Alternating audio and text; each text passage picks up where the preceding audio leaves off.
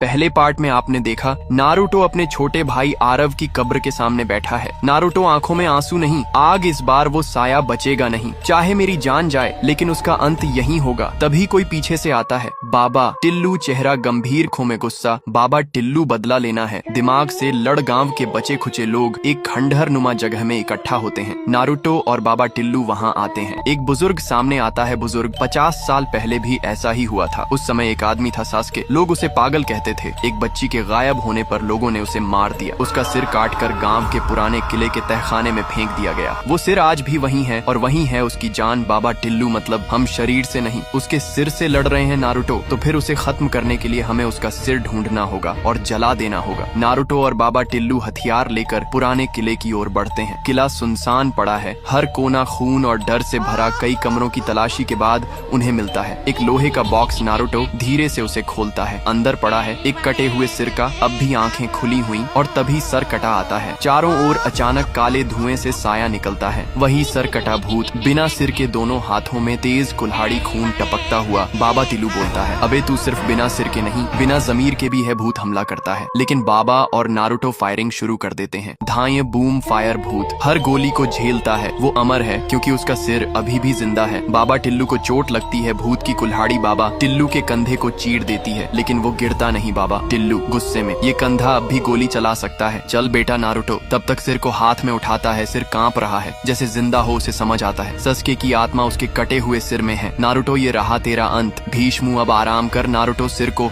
Fire grenade से जलाने वाला होता है। तभी सस्के की आत्मा की गूंजती हुई आवाज आती है, मैं निर्दोष था, उन्होंने मुझे मारा, मुझे इंसाफ चाहिए था, सिर्फ इंसाफ। तू निर्दोष था, पर अब तू कातिल बन गया है। अब तुझे मुक्ति नहीं, अंत मिलेगा। वो सिर पर फायर ग्रेनेड फेंकता है। सिर जलने लगता है, पूरा किला कांपने लगता है। भूत तड़पता है, चीखता है और फिर हवा में उड़ जाता है। गाँव में पहली बार चिड़ियों की आवाज सुनाई देती है। न कोई दस्तक, ना कोई लाश। लोग नारुतो और बाबा टिल्लू को घेरे खड़े होते हैं। बाबा टिल्लू भूत नहीं, उसकी पूरी कहानी खत्म हुई और अब कोई डर नहीं। 2 महीने बाद नारुतो अब गांव छोड़ने वाला है। बाबा टिल्लू अब गांव का रक्षक बन चुका है। रात के 12 बजे ठक ठक ठक ठक एक घर के दरवाजे पर फिर दस्तक होती है। एक बच्चा बाहर आता है। कोई नहीं, लेकिन कोने में खड़ी एक लड़की दिखती है। बिखरे बाल, काली आंखें, होठों पर मुस्कान। लड़की धीरे से, सस्के तो निर्दोष था, पर मैं नहीं। पार्ट 3 के लिए कॉमेंट कर।